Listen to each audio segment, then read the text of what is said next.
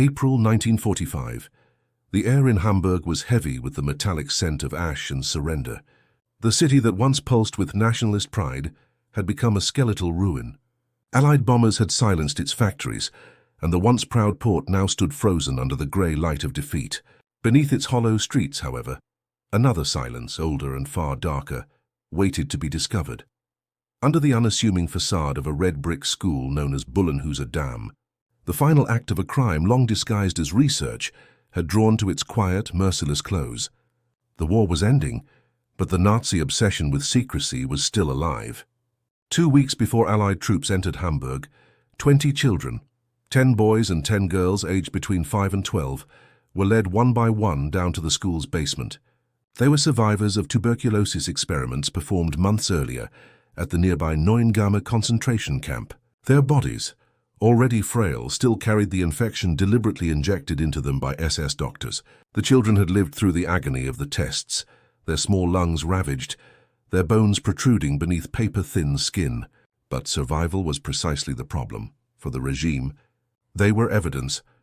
Witnesses would later recall that the soldiers escorting them seemed uneasy, even silent, as if aware the order was obscene, even by the collapsing logic of the Reich. The room into which they were herded had once been used for storage. It smelled of damp cement and disinfectant. There were ropes hanging from the pipes above, ready before they were brought in. Within an hour, all 20 were dead. Nearby, 4 adult caretakers, 2 Dutch nurses, 2 French resistance workers, were also killed. The executioners called it tidy work. When British forces reached Hamburg a few days later, they found the school abandoned. There were papers scattered on the floors, ash in the boiler room, and traces of medical instruments hastily removed. No one understood yet what had happened there. The city was filled with bombed-out hospitals and refugee centers, but in a wooden cabinet in the cellar, an Allied investigator noticed something strange. Children's clothing, tagged with initials that did not match any local records. Among them, folded neatly, were 2 small pairs of shoes tied together with string. On the wall nearby, scratched into the plaster, were faint letters in Polish. "Mama, I am here." The discovery might have ended there, just another forgotten war crime in a city riddled with ruins. But a few days later, a Red Cross nurse who had served in Nuremberg recognized one of the coats. She guided investigators through her memory, letters sent from the camp, notes from a prisoner doctor, smuggled to the outside world warning that the children will not survive the cleanup. That note had been intercepted by British command pre-surrender and archived without understanding. Now its meaning was clear. The case exploded into motion. Allied authorities cross-referenced lists of deportees, medical staff and hospital transport orders. Each thread led back to the same names: SS physician Alfred Trzebinski, Camp Commandant Max Pauli, and an education officer who had supervised the hangings to ensure procedural correctness. Their attempts to destroy the evidence had failed. Notebooks labeled tuberculosis, tuberculosis trials, were recovered from the ashes of Nuremberg's medical wing. Inside were the children's initials, injection dates and autopsy schedules. The Allies could not resurrect the victims, but they could reconstruct their final days. The Bullenhuser Damm report, completed by the British War Crimes Unit, became one of the most haunting documents ever written. Its language was clinical, almost cold, and that made it unbearable. Subjects hanged by the neck in the basement room using existing plumbing fixtures. Height of pipes consistent with average stature of children, aged 6 to 12. Duration of strangulation indicated by ligature marks. Deaths instantaneous in none. When the report was delivered to prosecutors working on the Nuremberg doctors' trial, even hardened officers fell silent. One wrote later, "We expected laboratories, not gallows." It was here that the American and British medical tribunals realized the magnitude of the moral collapse they were confronting. The experiments at Nuremberg, Dachau and Ravensbrück had already stretched the imagination of civilized men. But Bullenhuser Damm was different. It was not experimentation, it was erasure. The deliberate extermination of witnesses under the cover of procedure. Months later, when the courtroom lights of Nuremberg illuminated these documents for the world, reporters captured the disbelief in the accused doctors' faces. They had expected to be charged for research gone too far, not for murder hidden under children's bedsheets. For the first time, the courtroom did not see scientists defending methods. It saw executioners pretending to be doctors. The United States delegation, spearheaded by General Telford Taylor, insisted that Bullenhuser Damm be entered into the trial record as Exhibit D913. It served as the purest distillation of what the Reich had become, the transformation of intellect into cruelty, of medicine into mechanism. When the photographs of the basement were projected against the courtroom wall for the first time, the American interpreter paused, his voice breaking slightly before translating the description aloud. 20 children were hanged here. The transcript noted that several German spectators looked away. That day, the moral war that had begun at Normandy ended not with weapons, but with truth. The same regime that had once declared itself master of life and death now stood crushed by evidence, gathered by the hands of those it called barbarians, the Americans and British physicians who treated the very diseases their enemies had weaponized. And, as the judges read page after page, a deadly irony took hold in the room. The Nazi doctors who had killed children to hide evidence now faced a world that would make their atrocity eternal.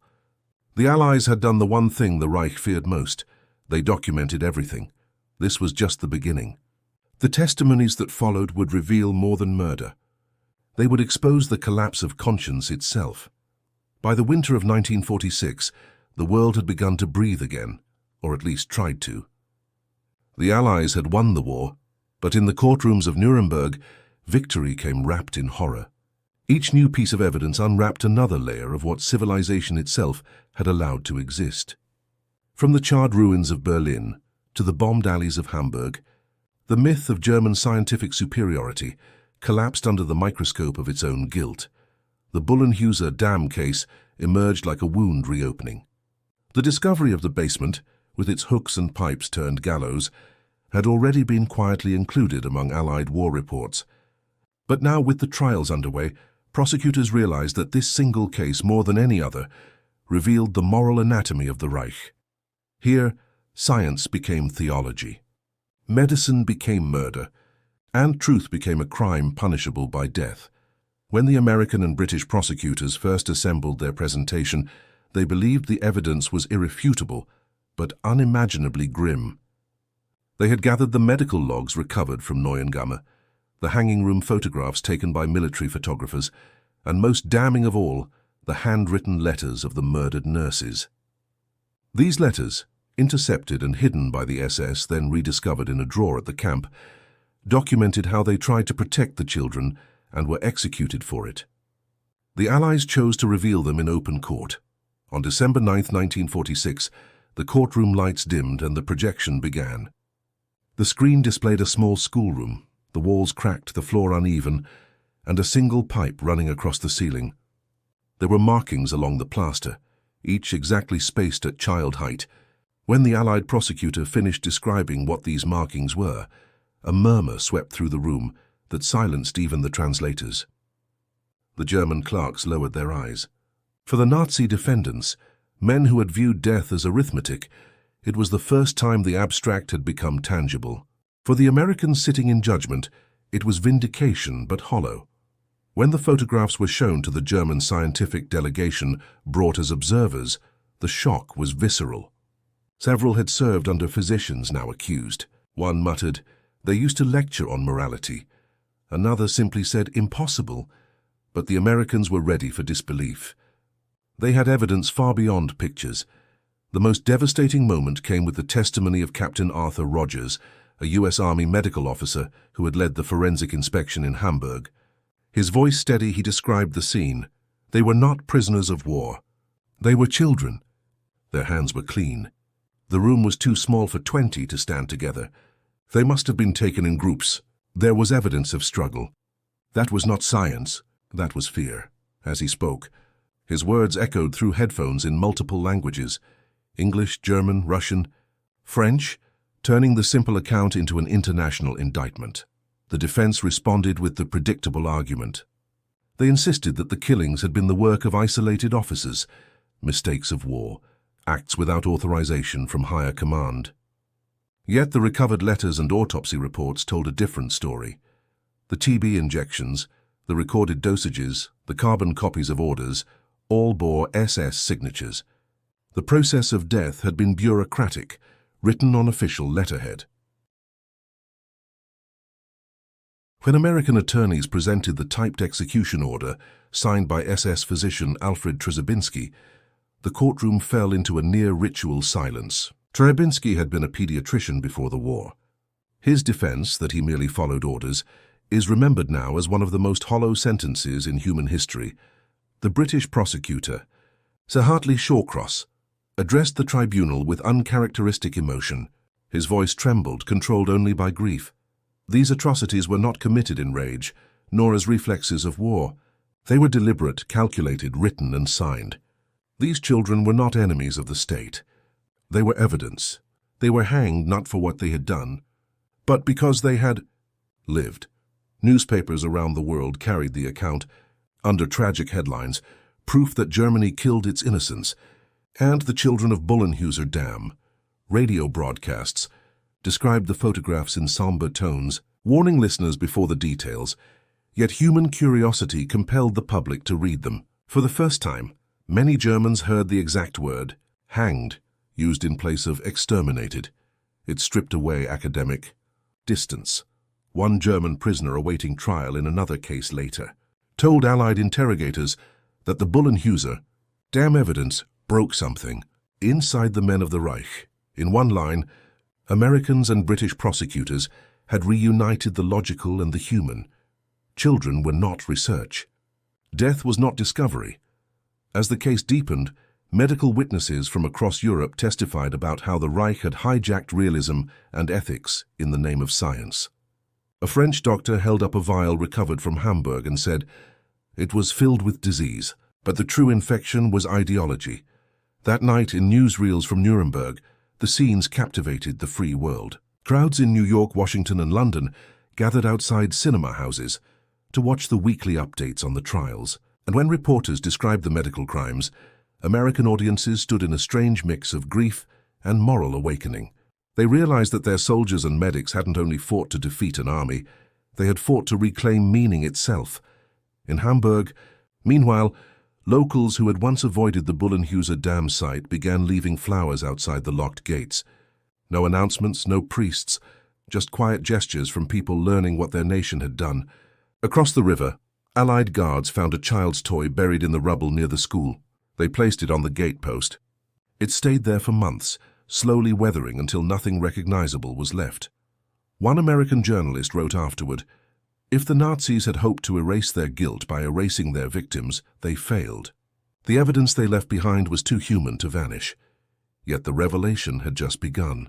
Over the next months, the investigation uncovered not just administrative cruelty, but a culture of compliance, the quiet complicity of thousands who ignored what they always knew. For the Allies, the horror that the doctors had performed these executions was undeniable. But the deeper horror was that an entire nation had learned to stop asking questions. The United States entered Nuremberg, determined not merely to convict, but to ensure that this silence could never return. The photographs of the 20 hanged children became the visual proof that moral neutrality was a lie, a lesson carried into every courtroom that followed, and eventually into the moral blueprint of the modern world, the Nuremberg Code. And soon, one more revelation would strike: letters of the surviving families, smuggled through burned German towns to American hands, that would change forever the way the world defined humanity. By early 1947, the echoes of Nuremberg reached far beyond the walls of the courthouse. What had started as a military tribunal evolved into a global diagnosis, a mirror held up to humanity's darkest instincts. Nowhere had that mirror reflected more unbearable clarity than in the evidence of Bullenhuser Damm. When the photographs circulated through Allied command, even hardened soldiers looked away. In meetings between the US War Crimes Division and the British medical team, silence often replaced words. They did not question the authenticity of the records, they questioned themselves. "How," one American doctor asked, "does a man in a white coat convince himself that the rope can also heal?" The contrast between the testimonies of the perpetrators and the Americans presenting evidence could not have been sharper. The Nazi physicians spoke calmly, as if defending laboratory efficiency. They cited research goals, pathology, state-sanctioned necessity. Meanwhile, the American experts, many of them clinicians who had treated liberated prisoners, spoke of the body as sacred, the oath as inviolable.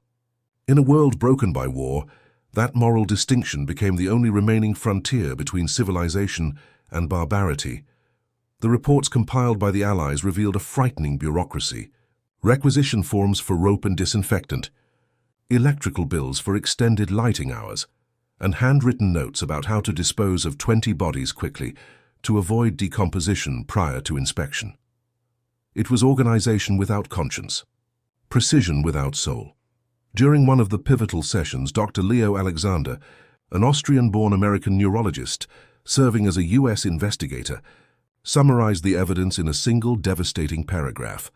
At Bullenhuser Damm, 20 children were used not as subjects, but as substances.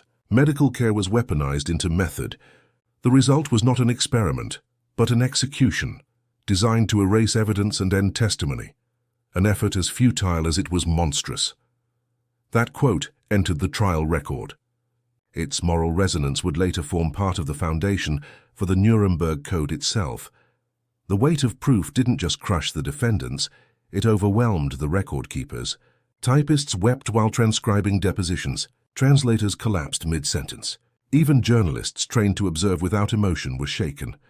American reporter Quentin Reynolds described it in Life magazine. There were no cries in the courtroom, no theatrical outrage, only the slow realization spreading across the faces of men and women that science, detached from conscience, had nearly destroyed mankind from within. Yet the tragedy's cruelty was matched by irony. The very order that authorized the hangings, the typed signed document discovered by Allied archivists, had been intended to eliminate all witnesses. Instead, it became eternal proof. The line that condemned the children read, "All subjects to be transferred to alternate facility for security conclusion." Its bureaucratic phrasing was deliberate. It turned murder into paperwork, empathy into protocol. The Allied reaction was methodical. They would not respond with vengeance, but with exposure. The Americans and British chose to present every note, every photograph, every confession publicly. Their purpose was not only punishment, it was prevention. "Let the world see," said Chief Prosecutor Brigadier General Telford Taylor, "so that disbelief itself will be guilty next time." Among the German populace, disbelief had already begun to fracture. Rumors spread across the ruins of Hamburg that the Americans were exaggerating Nazi crimes for propaganda. But when the tribunals opened their exhibits to the public, inviting German journalists to view the photographic evidence firsthand, the reaction changed. As the images of the school basement were projected onto city walls by Allied planners during denazification screenings, witnesses described the crowd stepping backward, unable to continue looking. Mothers fainted. Soldiers left without speaking.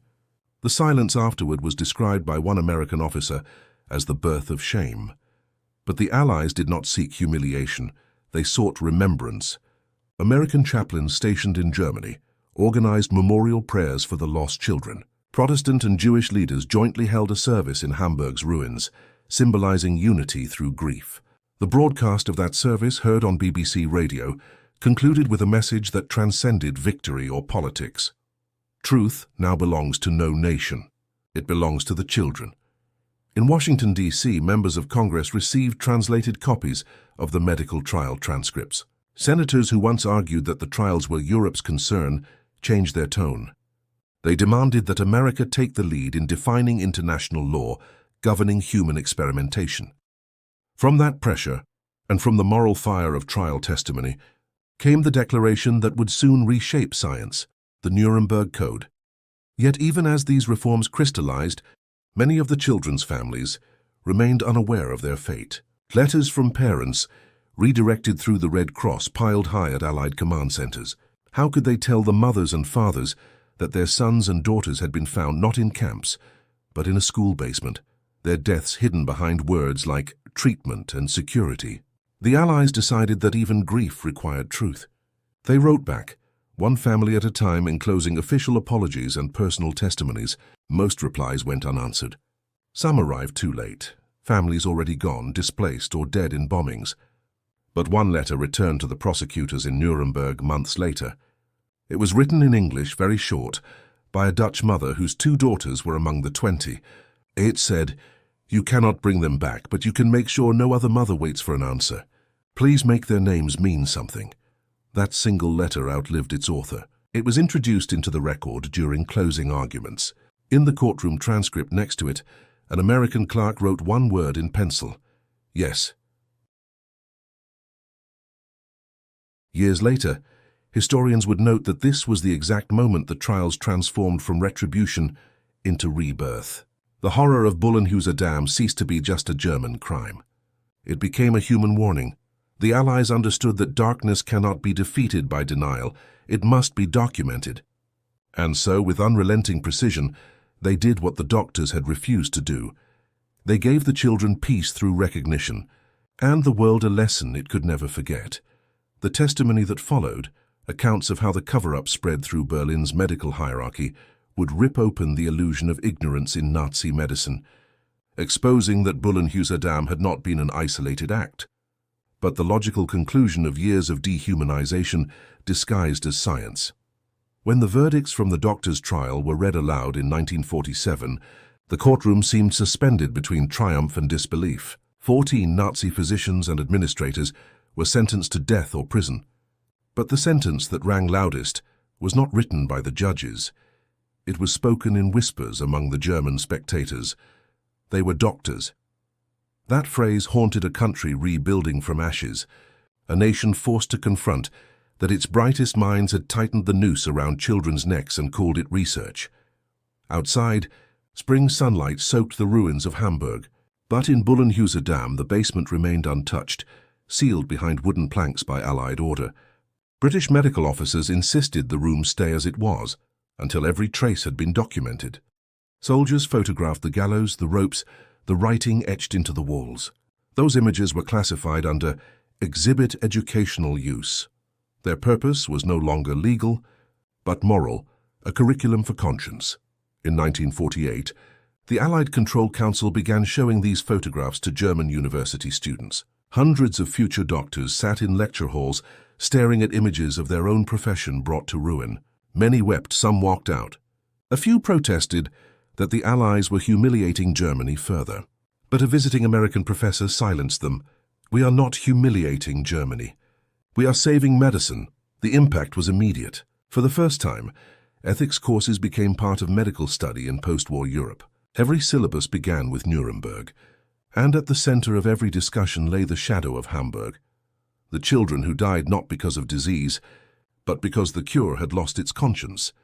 In the American press, journalists revisited the case with reverence, bordering on sacred. The Saturday Evening Post published a series titled "The Evidence We Couldn't Deny," recounting how U.S. Army medical units had pieced together each murder through invoices, autopsies, and haunting fragments of humanity. One report described a small notebook found in the children's quarters, each page marked only with their first names, drawn in crayon by hands that likely never knew the meaning of hatred. They did not understand why they were dying, the author wrote, but history will understand what they died for. Across Germany, however, denial fought for survival. Pockets of former officers insisted that Bullenhuser Damm was Allied propaganda. Flyers circulated claiming the photos were staged. But every lie unraveled under the microscope of documentation. The Americans had not simply recorded facts. They had recorded detail. Light angles, paper textures, handwriting comparisons, rope fibers, even the chemical analysis of soap residue on the bodies. Propaganda could be argued. Evidence could not. It was in that contradiction between denial and documentation that American moral philosophy emerged from the war. The trials were not just verdicts. They were a redefinition of human value.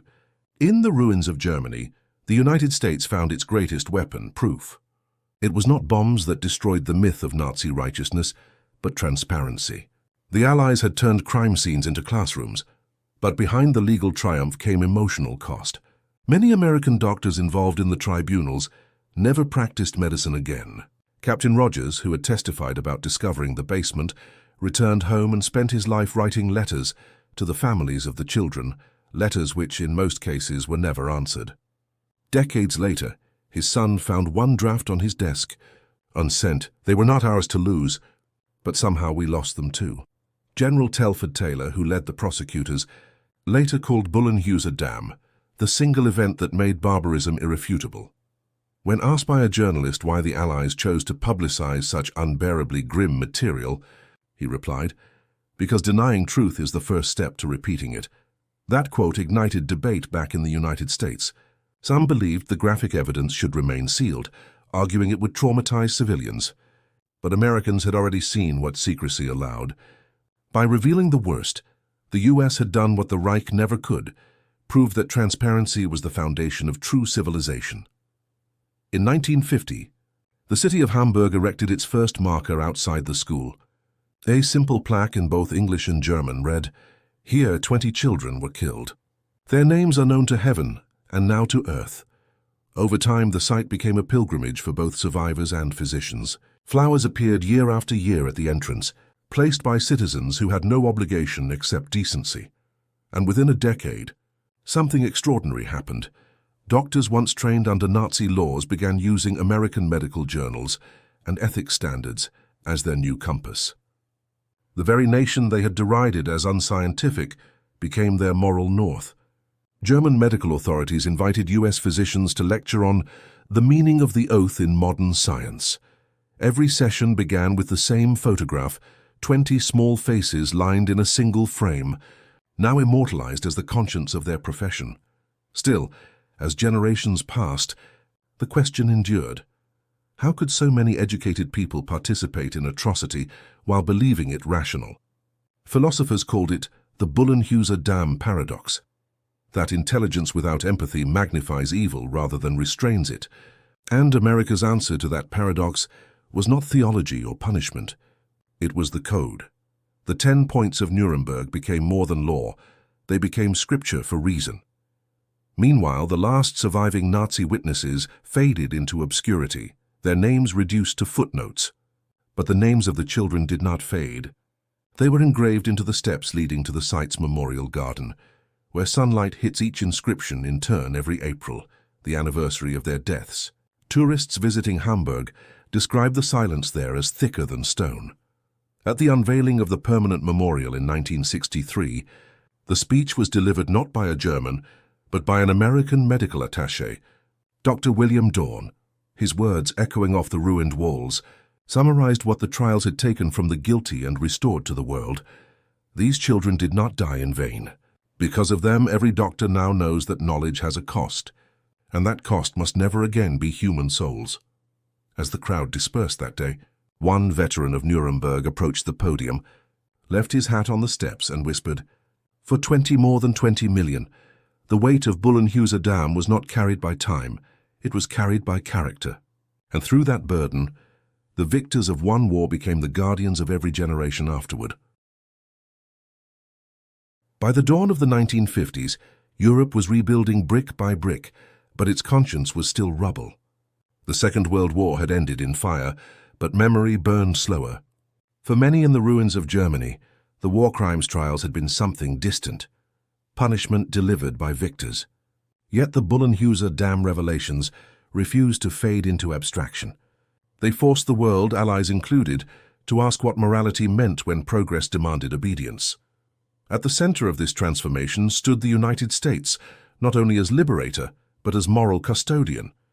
The American delegation at Nuremberg had understood that the crimes of Nazi medicine were not confined to laboratories and camps.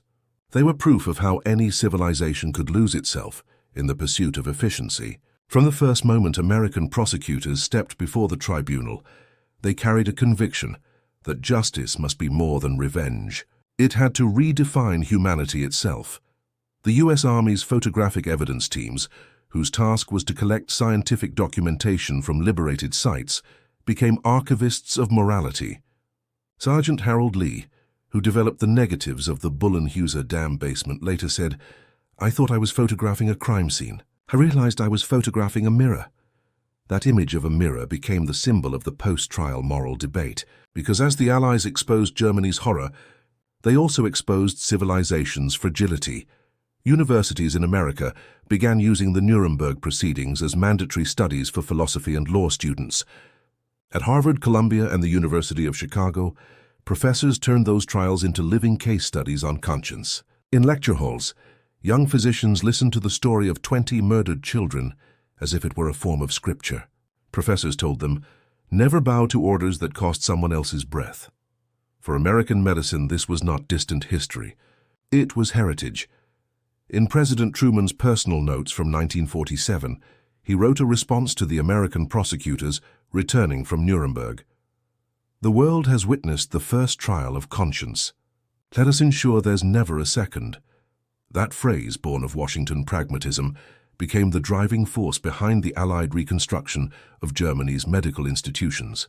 With American funding and supervision, schools were reopened with newly written ethical codes. Students were taught the fundamentals of diagnosis and compassion side by side. Each oath ceremony ended with a postscript from Nuremberg. Human life is not a test subject, but behind the triumph of legal reform, there was unease. The moral superiority of the post-war West depended on honest self-reflection, and there too the mirror demanded honesty. Some U.S. scientists working on classified experiments began questioning the parallels between their own projects and the crimes they had just condemned. Biological research programs, neural control trials, and radiation testing all came under quiet review. The haunting image of 20 hanged children made secrecy unbearable. By 1953, when the United Nations adopted its official Declaration on Human Experimentation, American diplomats cited Bullenhuser Damm explicitly during the drafting. Delegates from multiple nations argued that the site symbolized the thin line between precision and perversion. The case became precedent for the modern concept of informed consent. For the first time in recorded law, the individual, not the institution, became the ultimate authority over what could be done to their body. Meanwhile, Germany itself found its voice through contrition. The first memorial plaques in Hamburg were crude and temporary, installed by British occupation forces. But soon local schoolchildren began tending to them voluntarily. The Allies observed something remarkable: a younger generation unburdened by pride, embracing memory as resistance. Every April 20th, on the anniversary of the killings, they planted flowers outside the school. Their quiet ceremony grew into a tradition that still endures, proof that remembrance, when passed to the innocent, becomes redemption. American war correspondents who revisited Hamburg years later described the city's spiritual transformation. One wrote, "Where once science killed, now truth heals." Beneath his prose lay a deeper realization that the moral architecture built by the Allies at Nuremberg would outlast any empire. America had not simply destroyed Nazism. It had learned how to inoculate itself and the world against the disease of obedience. Yet the scars never completely healed. Forensic teams continued to identify remains well into the 1960s. Every discovery reignited grief, but also reaffirmed responsibility. The British and Americans decided to preserve the Bullenhuser Damm basement permanently, rather than repurpose the building. When reporters asked why, a U.S. official responded, "Because medicine must never again have an alibi." The reaction among surviving Nazi-era physicians was complex. Some offered rehearsed remorse, others silence. A few privately thanked the Americans for forcing them to confront their own crimes. "Had we won," one admitted years later, "we would have called it history instead of horror." By the early 1970s, American television documentaries revisited the story of the hanged children in color for the first time. Millions watched, many for the first time seeing what black and white photos could only suggest: the color of the walls, the dull gray of the pipes, the brown stains near the floor. Viewers described feeling an overwhelming quiet, not of despair but of awakening. They were witnessing not ruins but revelation. At the memorial's 40th anniversary in 1985, President Reagan issued an official statement acknowledging the role of American prosecutors at Nuremberg. His message read, "In the small basement of a German school, the line between civilization and savagery was drawn. The men and women who exposed that truth were not just soldiers. They were the conscience of the 20th century. It was a fitting legacy. The war that had begun with brutality ended with a book of law and a code of ethics. drafted by the victors but signed symbolically by the fallen. Every modern physician, from America to Asia, recites an oath born from Bullenhuser Damm, whether they know it or not. Every signature on a consent form, every patient's right to refuse, every researcher's appeal to morality. These are the surviving footprints of 20 children whose voices were stolen but whose silence reshaped the world. The century that began with nationalism ended with accountability. And though time moved forward, a single truth remained. It was not the bombs that defeated Nazi Germany. It was the evidence. And with it, the Allies proved once and for all that justice, when built on compassion and truth, can outlive even the darkest empire. As the 20th century aged, the memory of Bullenhuser Damm shifted from evidence to elegy. The photographs that once served as proof for tribunals became portraits in memorial halls. The walls of that Hamburg school remained, their cracks sealed but their silence unchangeable. Each year, when spring returned to the city, museum curators would scrape dust from the hanging pipes so visitors could see, in terrible simplicity, what state science had looked like. For centuries, war memorials had been built to honor soldiers. This one existed to remind doctors that knowledge is never neutral. By the time the Cold War reached its fever pitch, an entire generation of scientists and medics across the United States had grown up under the moral weight of Nuremberg. To them, Bullenhuser Damm was not history. It was a warning encoded into textbooks and ethics manuals, from the Centers for Disease Control in Atlanta to the research hospitals of Harvard and Johns Hopkins. A single line had become doctrine. The subject's welfare always comes before the experiment. Decades after the trial, the American legacy of moral accountability deepened. NASA doctors designing astronaut medical protocols in the 1960s cited Nuremberg as their guiding principle. Vaccine researchers during the polio breakthrough invoked the spirit of informed consent as their shield against repeating the sins of Germany. Each time the U.S. scientific community faced the question, how far can we go? An image of that basement intervened. Progress had limits, humanity did not. In the 1980s, a new controversy threatened to test those limits again. Medical institutions around the world confronted revelations of undisclosed testing and sterilization programs carried out under the guise of national security. Scholars drew direct parallels to Bullenhuser Damm, not because the crimes matched in scale, but because the logic had returned. They called it the technical temptation, the belief that any method is justified if it yields results. At a medical congress in Geneva, an elderly German-born American scientist, himself a refugee who had testified at Nuremberg as a young translator, stood before an audience of researchers and said, "The world is still haunted by 20 children. Each time we forget them, we start preparing the rope again." His words silenced the auditorium for nearly a minute. When applause finally came, it was uneven but enduring. In those moments, it became clear that Bullenhuser Damm had transcended being a German tragedy. It had become mankind's boundary line. The memorial continued to evolve.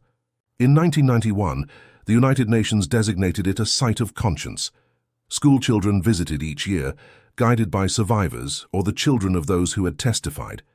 They were not told of Nazism in abstraction, but through the lens of science's betrayal. These were not soldiers, their guide would say. They were professors, doctors, bureaucrats, men who thought they were civilized. And as the children stood in that corridor, gazing at the ceiling where pipes still crossed the beams, they understood. Civilization is not destroyed by hatred alone, but by indifference wrapped in reasoning. For the United States, the story endured through its laws. Every institutional review board, every clinical ethics clause, every humanitarian charter written for medicine since World War II carries the fingerprints of the Bullenhuser Damm case. The Nuremberg Code seeded a tree of documents: the Helsinki Declaration, the Belmont Report, regulations for research subjects, all born from the same soil fertilized by those 20 lives. There are many codes now, but they all trace back to that basement, to ropes that became rules. The courtroom where the evidence was first unveiled still stands in Nuremberg, its wooden benches polished smooth by visitors. On quiet days, the guides demonstrate the original projectors used to display Allied photographs. They shine faint images on the same white wall where, 80 years ago, the world was forced to open its eyes. Among them remains the photograph labeled Hamburg School Basement Exhibit D913. Its grain is poor, its light harsh. Yet anyone who sees it understands why history has no delete key. Most of the Nazi doctors are long buried, their graves anonymous. Yet their victims became eternal witnesses, guardians of the oath that redefined civilization. When medical students recite the modern Hippocratic Oath today, they unknowingly echo their names, because every time a doctor says, "I will remember that I do not treat a fever chart but a sick human being," they are answering the accusation once hurled from Nuremberg, "How did you forget the human?" In a way, America's greatest victory of the war was not the bombs or the economy or even liberation. It was the ability to hold a mirror up to humanity and refuse to look away. Allied cameras exposed what human minds invented and what human hearts allowed. Out of that unbearable vision came the courage to say 3 words that changed history. Never again, scientifically. At every memorial anniversary, candles are lit for the Bullenhuser Damm children. Each flame burns for one name and one principle, that light must always interrogate power. During the 2020s, when digital ethics again faced questions of consent and control, historians revisited the code born from those ashes, reminding the new age that technology had not erased the past, it had inherited it. One plaque at the site bears an inscription written jointly by the descendants of Allied prosecutors and German survivors. It reads, "They thought silence would bury them. The world gave them words. They thought forgetting would comfort the guilty. Memory comforted the innocent instead." That epitaph captures both grief and grace. It tells us that the battle for morality did not end in 1945. It merely changed weapons. The rifles had fallen silent, but the pen remained loaded. The camera became the conscience, and the code became humanity's firewall. Today, the name Bullenhuser Damm stands not as a monument of sorrow, but as scripture written in reason's blood. It is the punctuation mark between 2 eras, before when knowledge could kill, and after when evidence could redeem. And somewhere in the quiet of that school basement, you can almost hear it. The soft echo of 20 voices that no longer ask why, but whisper something simpler. Eternal and defiant, remember us and choose kindness.